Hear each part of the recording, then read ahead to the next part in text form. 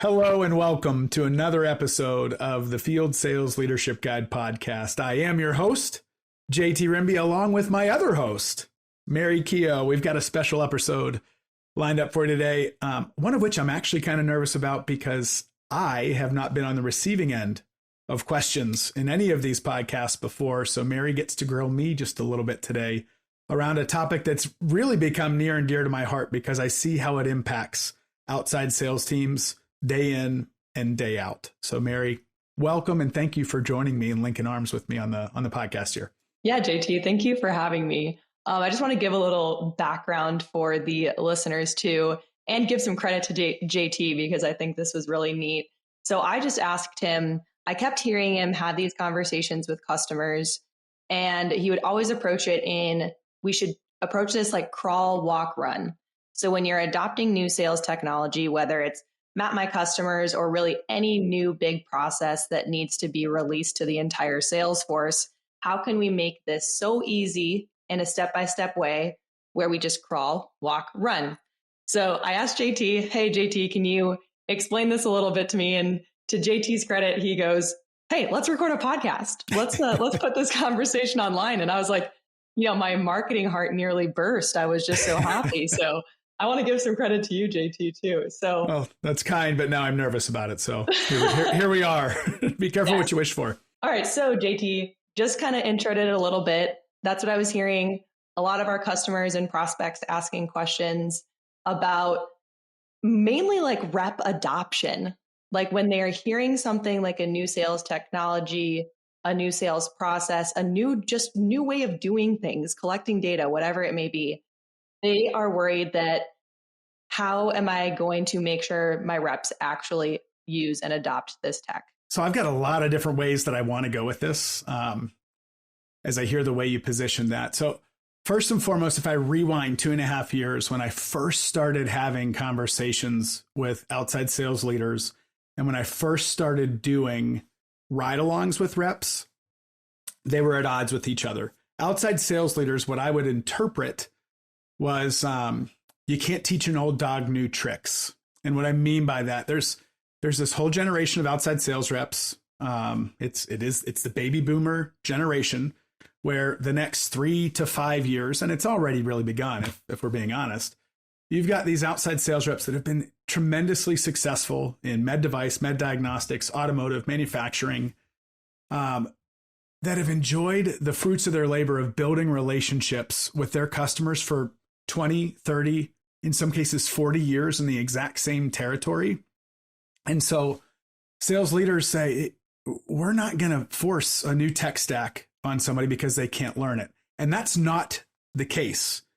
What we actually see when we do ride-alongs is if you show a mature, tenured, successful rep in their territory, how they can build a better mousetrap or make more money and drive more revenue, you see instant adoption there. So that's first and foremost. I'd want to level set here as well that we totally get the amount of responsibility on an outside sales rep already. There's a ton of stuff that happens outside of a CRM that an outside sales rep is responsible for when they walk in the doors of an existing customer, a prospect, a lead. Is there a back order? Did that customer purchase something 30 days ago and they're not going to have it for another 75 days due to supply chain? So revenue numbers is order history going up? Is it down? Are they walking into a hornet's nest? Did they just lose that customer to a competitor? All sorts of different things where an outside sales rep needs to be educated and informed and responsible when they're walking in the doors. I love all of this. I, as you know, came from manufacturing and just want to like triple echo everything you just said. We had a relatively new CRM that we were adopting as I was leaving my previous company. And you are spot on. We were transferring CRMs. So one was application-based and the one we were transferring to was cloud-based so that reps could use it in real time on their phones. And the older reps who built long-standing relationships with their customers are the ones who used our CRM the most. And it was really the newer reps who were just starting out and who found it very unintuitive and difficult and clunky. And they were just like, I'm not using it. If it doesn't fit into my day, I'm not using it. So I think that was spot on that point. And the other one, as a marketer, just want to highlight, yes, these outside reps are responsible for a ridiculous amount of responsibilities, from administrative to revenue producing to even marketing. So as a marketer helping these outside reps, a lot of them are doing marketing on their own. Yeah, they totally are. They totally are. What has been very unique for me is with my background coming from Salesforce, having conversations with the sheer volume of really successful, mostly family-owned companies that drive hundreds of millions of dollars in revenue annually, that operate with zero tech stack from a CRM perspective, has blown my mind. So think about that just for a moment, that these really successful family-owned companies rely on, the running joke that we use within Map My Customers is spreadsheets and head sheets. So, you've got 7 notebooks on the floorboard of a car or truck, the dashboard littered with Post-it notes. So the culture at those companies, it's relationship based. We don't do Big Brother. They're really saying that we just trust our outside sales reps to do the right thing for the right reasons. Those companies come into this with a little bit of apprehension of going, how is my team going to respond to this? Are they going to adopt it? Are they going to come in with nervous tics, thinking that we're Big Brothers moving in with binoculars? So that's company A. Company B, we've chatted about this a bunch, Mary, but you've seen an outside sales team that is responsible for building relationships, educating and nurturing in a face-to-face manner, purchase one of the giant CRMs out there, Salesforce, SAP, Oracle, Dynamics, and all of a sudden they've run into these roadblocks of administrative nightmares. They have mobile applications, but it's not mobile first, right? And you've had this kind of anarchy across the field reps going, this is not only not valuable to me, it is a pain in my backside. I can't find what I'm looking for. I certainly am not going to log what I need to because I can't figure out how to do it. Then even what we've heard is the reps who actually do log it are waiting till their administrative day. So let's say your admin day is Friday, right? And they have 4 days of head sheets and spreadsheets. I can't even remember what I had for breakfast yesterday, let alone the conversations I had with individual people. So not only the difficulty of logging the data, but the accuracy of that data. Yeah, I love that you called that out. That was actually a great reminder. It blows me away the number of organizations that rely on a Friday weekly report as to what took place on Monday. So that's a great point. All of this, company A, family owned, company B, really large, massive CRM data push, they have the exact same concerns. And the nice thing is that the solution actually ends up being the same for both company A and company B. All right. So hit me. What is this solution, JT? So both company A and B, they care about their reps. They know data is difficult. They've tried other solutions. They might have even been burned. What's the phrase? Once bitten, twice shy. Yeah, exactly. Yep. Absolutely. So I love that. So crawl, walk, run. I'm going to do it this way. So I've got 5 sons. Our youngest son, Pace, is 5 years old. He's got 4 older brothers. They all play baseball. Pace is in his first year of coach pitch baseball. Pace looks at his brothers and he keeps telling me, he's like, Dad, I want to be able to catch like Jet, Trip, Dash, and Cruise do. And so he's always asked me, can we go practice? Well, he's 5. I don't start chucking, fly balls to a 5-year-old. We start out 5 to 10 feet apart, and they're underhand little soft tosses. And they're all basket catches right now for Pace. But what he's doing is I'm watching his eyes follow the ball right to the glove. And then we move just a couple feet back. And then as he gets 20 in a row, that's the goal for us. As soon as he catches 20 in a row, I start going just a little bit to his right and then a little bit to his left. And I'm watching him move his feet over. And so we've got this little crawl of a baby step for him to get these exercises in place where his abilities increase. Now, going back to the old dog, new trick reference that we used earlier, we see it all the time. Operations departments weighing in, IT departments weighing in, all in pursuit of this perfection of data that gets in the way of progress. So our most successful deployments are when we have customers bought into crawl, walk, run. So crawl. For the first time, when somebody comes in to map my customers, their reps are seeing their account and their territory visually for the first time. Instead of a list in the spreadsheet or their head sheet or on a notebook, a Google sheet, and they're all strategically segmented and they're color coded. So a rep gets to go, oh my word, there are my customers, my leads, my prospects, my tier A accounts. And so all they're doing is visually seeing it, effectively knowing who to see and when to see. And then there's only one other requirement for them for the first 2 weeks to the first month and a half. And it's to log an activity and a conversation after they meet with them. They can talk to text, they can type them out if they wish, but it's literally visually segmenting the accounts and logging activity, nothing else. And so the funny thing is sales leaders are always the first to get on board with that. Marketing, sorry, Mary, but they get a little bit of a nervous tick like, but where's my additional data? Where did that lead come from? So we can always add in data and custom fields later on, but just get them into the tool to see two things. Value. Oh my word, I didn't even realize that my top account was right down the road from this great prospect. Value is one, and two is ease of use. I think I said they were, let me get this portion out too, but I think I go back to outside sales reps being fickle people, and I mean that respectively, but like if they don't see value in the tool instantly, this will help me, followed very emphatically by if this is not easy while providing value, they wash their hands of it and they're like, another one bites the dust, I'm out. So value and ease of use for those first 2.5, 3 weeks, 4 weeks, it matters. Yeah. And from a product perspective, I can talk and JT can speak to this.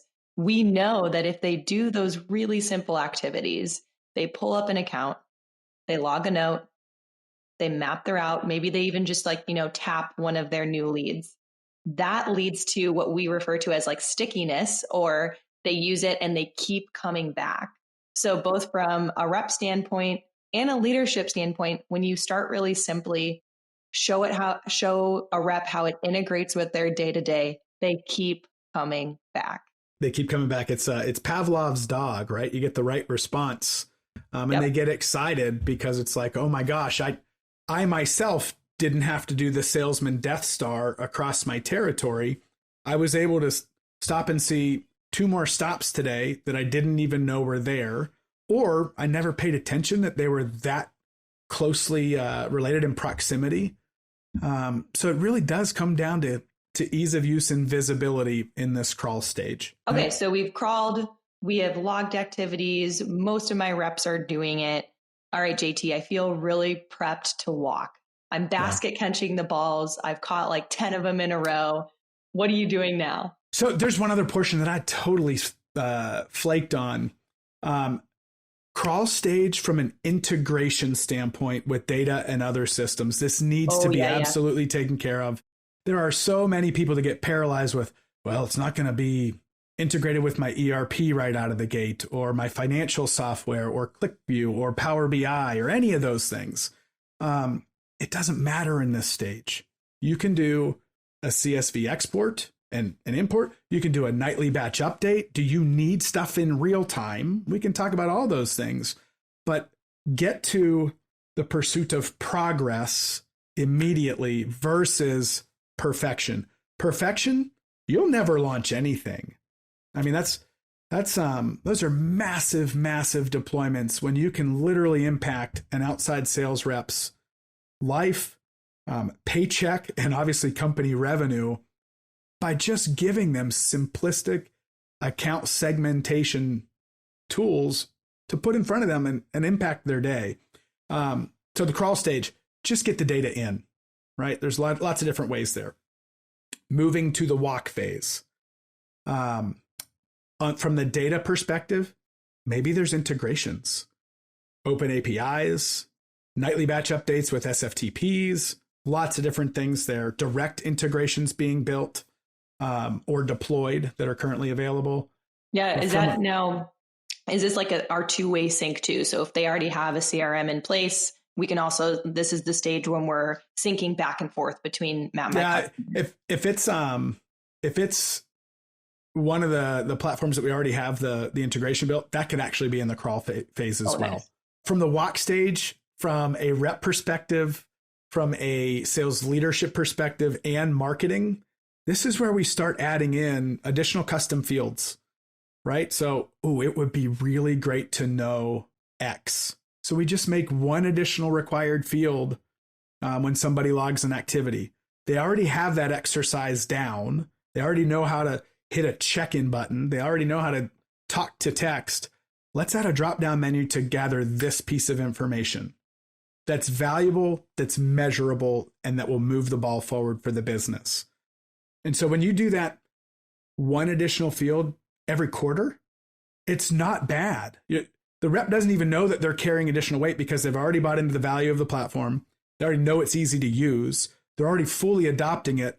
And anything that's been brought in from an additional data logging perspective, they know that it's being measured because it matters. That's actually like a point I don't want to gloss over too much, because what we've seen before is like you and I talked just before we hit record on like the over engineering side. So almost forcing too many data points on to the reps or the territory managers, and then they become overwhelmed and then push back. I don't know why, but it's in my DNA. I can remember it was probably 8th grade.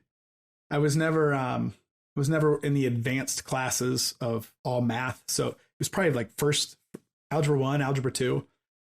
I was the punk in the class that would always raise my hand and go, "But Mrs. Smith, why do we need this?"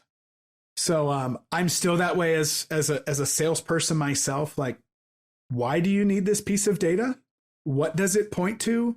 Who's using it? And how does it make the company drive more revenue? So like, we're emphatic with our customer success team of like, measure what matters. If the rep doesn't understand the value, the rep's going to push back. So measure what matters in those scenarios. In the walk phase, so we're talking a lot from the rep perspective, and I think that's super important during the crawl stage is just get reps to log data, just period. Just get them to use the app, walk, let them see how it integrates better in their day-to-day and maybe in their goals and KPIs. Let them see how it's contributing to their territory, the greater business. So during the walk stage, what can managers do to help, but also where are managers seeing value now that we're in the walk stage? So I go back to not long ago, we had Luke on the podcast. And then I always refer to one of my favorites, Joe McDonald, with processes. In the walk stage, the sales manager specifically from company A that has never had any data, and then company B, who's not had sales reps adopting the technology, they're actually beginning to get insight and clarity as to what makes a top rep a top rep. Are they seeing the right people at the right time? Are they getting to decision makers at a higher percentage than my underperforming, low performing reps? Are they doing the salesman Death Star across the territory in the most inefficient manner ever, just driving by revenue from leads or existing customers? So in short, the sales manager is actually getting visibility as to what's working and what's not in that walk stage. And they're also uncovering we should be tracking this as well because it provides coaching opportunities for my underperforming reps. Oh, I love that. That's amazing. Okay, so we are starting to get an idea of, and I'm stealing this from you, JT, the revenue producing activities that produce revenue as a manager. Me as a rep, I'm getting excited. I'm starting to see the fruits of my labor. We're ready to run. What do you see in our most successful companies now who are in that run stage? RPAs, revenue producing activities, are in direct conflict with AFAs, which is administratively frustrating activities, right? They don't produce revenue. They're not beneficial for me from a selfish standpoint as an individual rep. It's not going to help me get closer to commission and drive revenue for the company. Don't make me do AFAs. The RPAs are what matters. So in that crawl and the walk phase, that produces the run phase, which is nobody's sweating though when they're running in this scenario. If I run outside, I'm sweating and I'm working hard. The run phase is you're a well-oiled machine. Everybody just knows what they're doing. And honestly, the sales leader gets to sit back and kind of go, what other strategies do I really need to deploy right now? Because I know what produces revenue and how to produce it. It's really a well-oiled machine, and it's a rinse and repeat scenario. You've got your processes down and you've made it easy for your reps to actually follow those processes. Yeah, that's such a beautiful thing, especially from someone in the marketing world who has experienced companies who can really create what I would call a revenue producing machine. So their marketing team is actively contributing to revenue. Their sales team is actively contributing to closing that revenue. The strides I've seen make in that, so we'll call it like the 80% phase. So the 80% is you've crawled, you've walked. In the run phase, it's a well-oiled machine, like you said. That 20% is so critical because now you are doing the things that, Fortune 500 companies do. You're forecasting future revenue, you're forecasting pipeline, you're optimizing territories by sales rep. That's when you start to make those decisions, those leaps from being a company who did nothing, tracked no data, to how can I grow my business? How can I make my business better? Our most successful companies that are fully sprinting right now, and I do go back to Joe McDonald of Jasper, just as a great example. He spends his time doing ride-alongs whenever he can, not to go and coach the rep, but this will be music to your ears. This is like your very DNA, but to stay close to the customer, because he's not going to be able to lead from the front if he doesn't know what the boots on the ground are hearing on a day-to-day basis. And so the sprint phase specifically for Jasper has given him more time to actually spend with the reps and ultimately the customer. And they've got 180 reps just canvassing North America. And he wants to stay, ears to the ground of knowing what the customer's facing. He's VP of sales, right? So he's not CEO. He's not on the board. He's just, He reports to what I would call like the C-suite. So can you imagine how much better his insights and recommendations are going to be now that he feels confident in just the basic data that he's been collecting? But now, because of that data, he's been able to be closer to both his reps and his customers. He's just going to be able to make that data so much more insightful. When you're in the run phase, you're in optimization mode as well. So you're looking at your territory going, Jacob is one of my top reps. He's got 400 accounts. Where is all the revenue coming from those 400 accounts? Jacob's been a top performer for years. Is he actually able to see the bottom quarter of those accounts as well? Maybe you look at the data and go, man, Jacob's our top performer, but all of that revenue is coming from these 100 accounts, and he's not even paying attention to these other 300 accounts. It's time to bring another territory manager in to go after those 300 and let Jacob just continue to grow those. So that's whenever you look at the data and go, there's our growth opportunity. It lightens Jacob's workload, still maintains a healthy pipeline for Jacob without frustrating him, but it gives us an opportunity to really focus on those and grow revenue within that same territory patch. That's such a fantastic use case, JT. One of my other favorites that you've brought up before is this concept of gateway products. So by logging data, you can find the product that gets you in the door to expand an existing account, which is just so critical. So just speaking from use cases in the run stage, I mean, like we've been saying, it just gets better and better as you move throughout the phases. It does. There's 10 different customers coming to my mind right now with the gateway product example. That's one of the biggest challenges that sales leaders have for an outside sales team to say, congratulations, you landed a new customer.